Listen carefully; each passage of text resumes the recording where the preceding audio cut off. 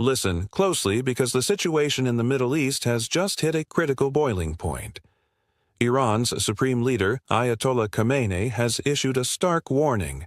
If the United States attacks, it will not be a limited engagement. It will ignite a full-scale regional war, and he is not bluffing. The USS Abraham Lincoln Carrier Strike Group is currently parked in the Indian Ocean, staring down the Iranian coast. Donald Trump has deployed what he calls a massive armada, a force larger than anything seen in recent years. And unlike previous adversaries, Iran has a network of powerful allies: Hezbollah, militias in Iraq and Syria, and the Houthis in Yemen. One wrong move, and the entire region goes up in flames. But here's the secret that isn't making the nightly news. Behind the curtain, intense negotiations are underway. Through intermediaries in Turkey, Egypt, and Qatar, Trump's envoy Steve Witkoff is scheduled to meet Iran's Foreign Minister Abbas Araghchi in Ankara this week. And reports suggest Iran is offering a concession they have never put on the table before: handing over 400 kilograms of highly enriched uranium. Just like that. So the real question isn't whether war is coming. It is whether Trump will take the win, or if he is determined to strike regardless of the offer. Picture this. It is Sunday, February 1st, 2026, in Tehran. It is the anniversary of the 1979 Islamic Revolution. Millions are gathered for state-mandated celebrations. The Revolutionary Guard is parading through the avenues with soldiers on motorcycles and tanks on display. It is a projection of absolute strength and defiance. And in the center of this choreographed spectacle stands Supreme Leader Ayatollah Khamenei. He is 86 years old and has held total power for 37 years. He looks out at a crowd that includes loyalists, but also contains millions of people who were rioting in the streets just weeks ago demanding his head. He knows his regime barely survived the January uprising. He knows Trump's bombers are warming up. He knows his economy is in freefall, and he delivers the line that is flashing across screens worldwide. The Americans should know that if they start a war this time, it will be a regional war. I'm Herrick McCain. Welcome to Firepoint. If you want the raw truth without the filter, make sure you subscribe to the channel right now. Because the breakdown I am about to give you isn't just about military posturing. It is about a regime fighting for its life, a president seeking a legacy-defining victory, and a secret negotiation that will determine the fate of the Middle East. Hit that subscribe button because this story is evolving by the hour. Let's get to the reality of what is really happening. The mainstream focus is entirely on the military threat. Trump demanding a deal, Khamenei threatening war, and warships moving into attack positions. But that misses the core driver. The real story is that the Iranian government is terrified, not just of American missiles, but of their own population. In January 2026, Iran faced the largest anti-government protests since the revolution. The regime admitted to 5,000 arrests. Independent monitors confirmed at least 116 dead, though the real number is likely much higher. What ignited this powder keg? Total economic collapse. The currency has lost 90% of its value. Inflation hit 42%. There are blackouts, water shortages, and people cannot afford bread. They blame the regime, and the regime knows it is vulnerable. If you don't know the history, you need to understand Trump's strategy. In his first term, he exited the nuclear deal and applied maximum pressure.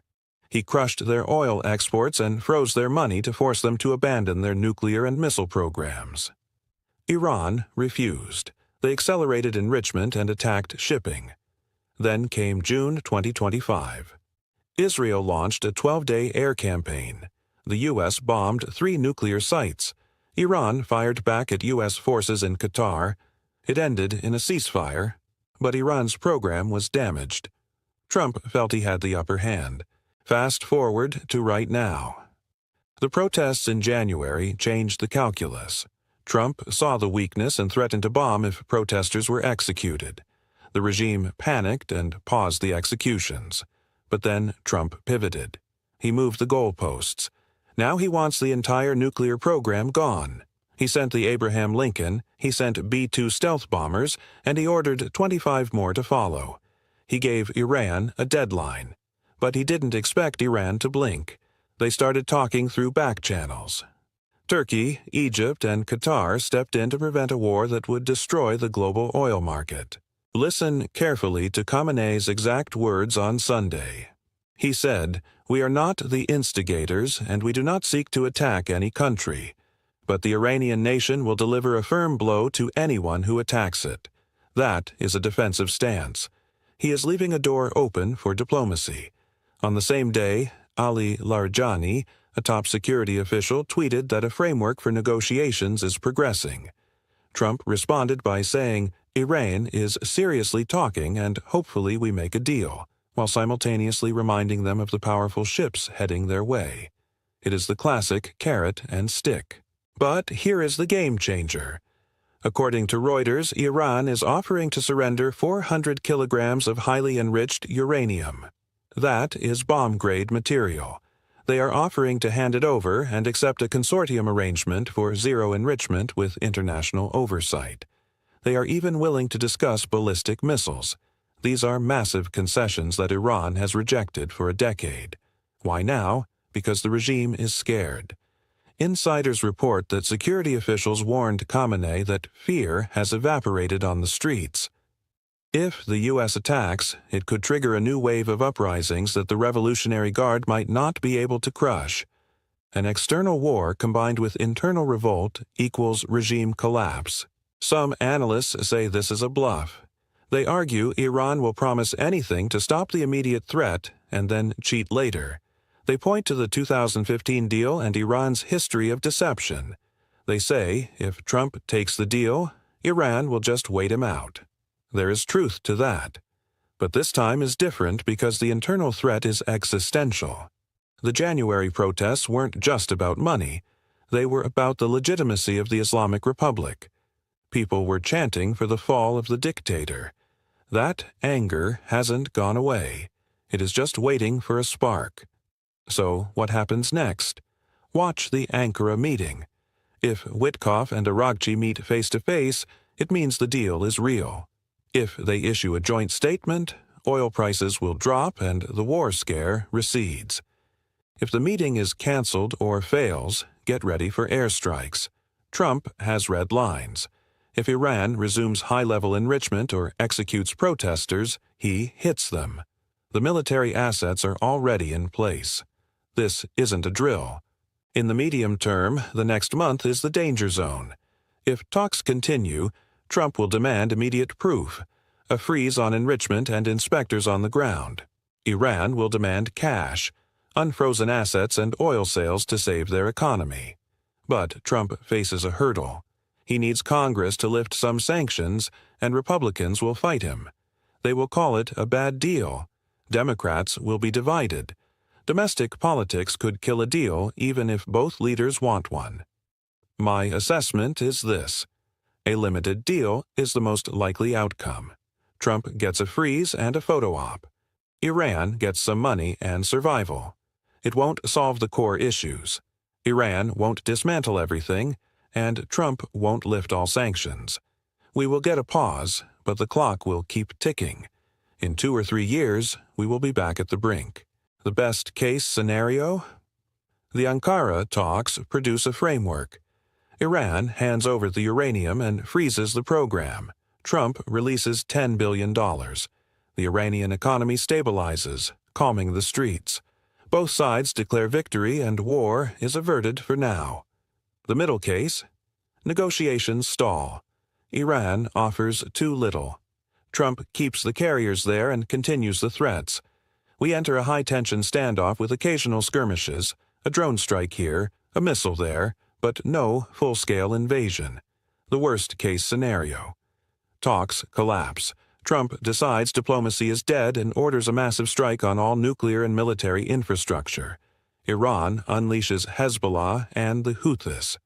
Missiles rain down on Israel, Saudi Arabia, and U.S. bases.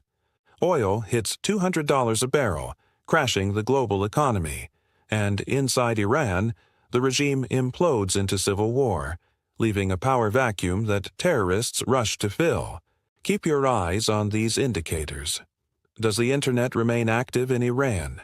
If it goes dark, war or crackdowns are imminent. Are Revolutionary Guard generals giving fiery interviews? That means they are mobilizing. Does Russia step in? If Putin backs Iran publicly, they will dig in. If he stays silent, they are isolated. And does Trump post about it personally? If he is tweeting, he is engaged. If he is quiet, the diplomats are working. This impacts the entire world. If Iran falls into chaos, who secures the nuclear material? Who stops ISIS or Al-Qaeda from seizing territory? If Iranian oil goes offline, global inflation spikes. It isn't just a Middle East problem, it is a global economic threat. History will judge this moment. Trump has to choose between a flawed deal that buys time or a war that could solve the nuclear problem but break the region. Neither option is perfect, but the Iranian people are the ones caught in the crossfire, trapped between a repressive regime and the threat of bombardment. If this breakdown helped you see the real stakes in the Middle East, hit that like button and subscribe to Firepoint. The Ankara talks are the key. What happens there will decide if we see peace or the biggest war in a generation. Let me know in the comments. Should Trump accept a partial deal to avoid war, or demand total surrender even if it means conflict? I'm Herrick McCain, and I'll see you in the next video.